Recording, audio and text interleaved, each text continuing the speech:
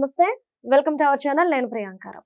వివేకానంద రెడ్డి గారి హత్య కేసు ఏ మలుపు తిరుగుతుంది అని ప్రతి ఒక్కరూ ఎదురు చూశారు. ఎందుకు అంటే ఈ కేసుని కొనసాగించాలా లేదా ఇంతటితో ఆపేయాలా అనేది డిసెంబర్ 10వ తారీఖున చెప్తాను అని ఆ రోజు కోర్టు చెప్పింది. నిజంగానే ఇప్పుడు తన డెసిషన్ ని కోర్టు తెలిపింది. మరి ఆ డెసిషన్ ఏంటి, అసలు కోర్టు ఏం చెప్పింది అనేది తెలుసుకుందాం. మనతో మాట్లాడడానికి సీనియర్ జర్నలిస్ట్ సిఎస్ రావు గారు ఉన్నారు, ఆయన అడిగి తెలుసుకుందాం. నమస్కారం సార్. నమస్తే సార్, వివేకానంద గారి హత్య కేసుకు సంబంధించి కేసు రన్ చేయాలా, విచారణ కొనసాగించాలా లేదంటే ఆపేయాలా అనేది కోర్టు చెప్తాను తన డెసిషన్ అని డిసెంబర్ 10న చెప్తాను అన్నారు. ఇప్పుడు కోర్టు డెసిషన్ చెప్పేసింది. మరి ఇప్పుడు ఏం చెప్పింది? కోర్టుని ఈ కేసుని కొనసాగించాలని చెప్పిందా లేదంటే ఇంతటితో ఆపేయండి అని చెప్పిందా? యాక్చువల్ గా తీర్పు ఇవ్వాలి, ఈ కేసులో తీర్పు ఇవ్వాలి. అవును, కాదు ఇంకొక నెల టైం ఇచ్చింది. ఒక నెల. ఓకే. సిబిఐ కోర్టు ఒక నెల టైం ఇచ్చింది. ఎందుకు ఇచ్చిందంటే సునీతారెడ్డి గారు ఒక పిటిషన్ వేశారు, దీని మీద లోతైనటువంటి దర్యాప్తు జరపాలి అని చెప్పి. అలాగే సిబిఐ కూడా మీరు ఒకవేళ మీరు ఇంకా మళ్ళీ దర్యాప్తు జరుపుకుంటే మేము జరుపుతామని చెప్పేసి కోర్టుకి సిబిఐ కూడా చెప్పింది. సో దాంతో ఈవిడ వేసినటువంటి పిటిషన్కి సంబంధించి చాలా డౌట్స్ ఎక్స్ప్రెస్ చేశారు. ఈ డౌట్స్ అన్నిటిని కూడా పక్కన పెట్టేసి ఒకే ఒక డౌట్ మీద విచారణ చేసి ఒక నెల రోజుల లోపల మాకు విచారణ పూర్తి చేయండి అని చెప్పి డెడ్ లైన్ పెట్టింది సిబిఐ కోర్టు. ఎవరికి? సిబిఐకి డెడ్ లైన్ పెట్టింది. ఏంటి అని అంటే ఇంపార్టెంట్ ఒక ఇష్యూ ఏంటంటే దాని మీద క్లారిటీ ఇచ్చి మీరు విచారణ ఫైల్ ఇచ్చేసేయండి, విచారణ పూర్తి చేయండి నెల రోజుల లోపల అని చెప్పింది. అది ఏంటంటే 2019 మార్చి 15వ తారీఖున ఏకోజామున 1:42 అర్ధరాత్రి దాటిన తర్వాత 1:42 అర్జున్ అన్న వివేకం సార్ చనిపోయాడు, ఇది మెసేజ్ ఉంది. ఎవరికి? అర్జున్ రెడ్డికి ఎవరు పెట్టారు? కిరణ్ యాదవ్ అయిన అతను పెట్టాడు. ఈ మెసేజ్కి సంబంధించి విచారణ చేయండి అని చెప్పి ఇది సునీతారెడ్డి గారు ప్రొడ్యూస్ చేశారట. ఈ మెసేజ్కి సంబంధించిన ఇన్ఫర్మేషన్ ఇలా వచ్చింది. సో వాళ్ళకి ఎలా తెలుసు, అర్జున్ రెడ్డికి ఎలా తెలుసు, కిరణ్ యాదవ్కి ఎలా తెలుసు, ఇది ఎంక్వైరీ చేయండి అని చెప్పి పాక్షిక ఎంక్వైరీకి సిబిఐ కోర్టు అనుమతించింది. అంతే తప్ప ఫుల్ పేజ్డ్గా దర్యాప్తును పూర్తి స్థాయిలో మళ్ళీ లోతుగా విచారించండి అని చెప్పలా. ఈ ఒక్క అంశాన్ని స్పెసిఫిక్గా మెన్షన్ చేస్తూ దీని మీద విచారణ చేయండి అని చెప్పింది. ఎవరు అర్జున్ రెడ్డి అని అంటే సోషల్ మీడియాలో వస్తున్న దాని ప్రకారం భారతిరెడ్డి గారి మేనల్లుడు అని చెప్తున్నారు. మరి కిరణ్ యాదవ్ అర్జున్ రెడ్డికి ఏంటి రిలేషను? వీళ్ళిద్దరు మెసేజ్లు షేర్ చేసుకోవటం, ఆ టైంలో అవినాష్ రెడ్డి గారు ఎక్కడున్నారు, ఇవన్నీ తేలాల్సి ఉంది. అసలు ఉదయాన్నే ఎవరు ఫోన్ చేశారు ఎక్కడికి? తాడేపల్లికి. ఎర్లీ మార్నింగ్ 5 o'clockకి ఏం జరిగింది? ఇవన్నీ చాలా సందేహాలు ఉన్నాయి. ఈ కేసులో ఉన్నటువంటి ప్రధానమైనటువంటి సందేహాలని, డౌట్స్ని సునీతారెడ్డి గారు ప్రశ్నించారు. వాటిలో ప్రధానంగా ఏంటంటే లేవనెత్తిన సందేహాలన్నీ కూడా వీటెవరిని పట్టించుకోవాలి, ఆ ఒక్కదాని మీదనే విచారణ చేయమని చెప్పింది సిబిఐ కోర్టు.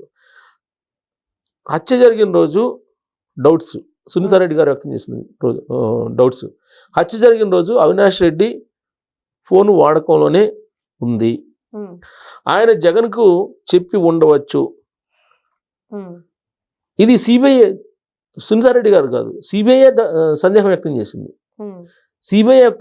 దానికి సరైనటువంటి సమాధానం ఇవ్వాల. ఎవరికి? సిబిఐ కోర్టుకి ఇవ్వాల. సిబిఐ దాని మీద దర్యాప్తు జరపాలి కదా, అది జరపలేదు, జరగల దాని మీద. ఇక రెండోది మాజీ ఐఏఎస్ అజయ్ కల్లం. ఈ అజయ్ కల్లాము వాంగ్మూలం ఇచ్చారు. ఈ వాంగ్మూలంలో ఏమి ఇచ్చారంటే ఆ రోజు ఉదయం 5 గంటలకి మేనిఫెస్టో మీద తాడేపల్లిలో చర్చ జరుగుతుంది, ఆ సమయంలో ఫోన్ వచ్చిందని భారతిరెడ్డి గారు మనిషిని పంపించారు. ఫోన్ వచ్చిందని భారతి ఒక మనిషిని పంపడంతో జగన్ లోపలికి వెళ్ళాడు. తిరిగి వచ్చాక జగన్మోహన్ రెడ్డి తిరిగి వచ్చిన తర్వాత వివేక చనిపోయినట్లు ఆ మీటింగ్లో చెప్పారు. ఇది అజయ్ కల్లాం గారు ఇచ్చినటువంటి వాంగ్మూలం. మరి ఇక్కడ సందేహం ఏంటి? సిబిఐకి వచ్చిన సందేహం భారతికి సమాచారం ఎలా వచ్చింది, దానిపైన విచారణ కొనసాగించాల. అది క్లారిటీ రావాలిగా, అది రాలా. ఇక సునీల్ యాదవ్ సిడిఆర్ను పరిశీలిస్తే అవినాష్ రెడ్డితో ఉన్నట్టు తేలుతుంది. సిడిఆర్ని కనుక పరిశీలిస్తే, సిడిఆర్ క్రైమ్ డైరీ రికార్డ్స్ దాన్ని కనుక పరిశీలిస్తే అవినాష్ రెడ్డితో ఉన్నట్లు ఉంది. మరి సునీల్ యాదవ్ స్నేహితుడు భరత్ యాదవ్ వీళ్ళిద్దరూ పరస్పరంగా ఈ విషయంలో వాంగ్మూలాలు విరుద్ధంగా ఇచ్చారు. మరి ఎందుకు ఇచ్చారు దాని మీద క్లారిటీ రావాలి. మొట్టమొదటి ఏం చెప్పారు, వజ్రాల వ్యాపారంలో డబ్బులు వస్తూనే ఇస్తాను అని 16 లక్షలు అని చెప్పి, తర్వాత సునీత ఆమె భర్త డబ్బులు ఇచ్చారని మరో రకంగా వాంగ్మూలం ఇచ్చారు వీళ్ళు. తర్వాత భరత్ యాదవ్ రోల్తో పాటు దస్తగిరితో ఉన్నటువంటి ఆర్థిక వ్యవహారాలు ఉన్న న్యాయవాది ఓబుల్ రెడ్డి, ఆయన పాత్ర ఏంటి అది దర్యాప్తు చేయలేదు.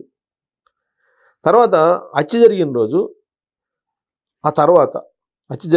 తర్వాత అవినాష్ రెడ్డి సునీల్ యాదవ్ల మధ్య జరిగినటువంటి సంభాషణల మీద దర్యాప్తు జరగలేదు.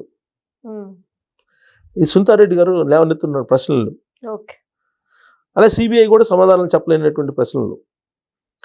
తర్వాత 2019 మార్చి 2019 అవినాష్ రెడ్డి ఎక్కడ ఉన్నారో ఆరా తీయాలి. ఆ రోజున ఎక్కడున్నాడో ఆరా తీయాలి.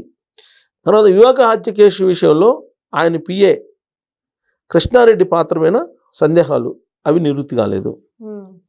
ఇక ఈ అంశాలు నేను ఇప్పుడు ఏదైతే ప్రస్తావించానో వాటి మీద లోతైన దర్యాప్తు జరపాలి. వాటి మీద ఏం ప్రస్తావించాల సిబిఐ కోర్టు. కేవలం అర్జున్ రెడ్డి కిరణ్ యాదవ్ మధ్య జరిగినటువంటి మెసేజ్లు మాత్రమే తేల్చమని చెప్పారు. తర్వాత సాక్ష్యాలు, ఆ రోజు సాక్ష్యాలు చెరిపివేశారు కదా, ఎవరెవరి పాత్ర ఉందో దర్యాప్తు చేయలేదు.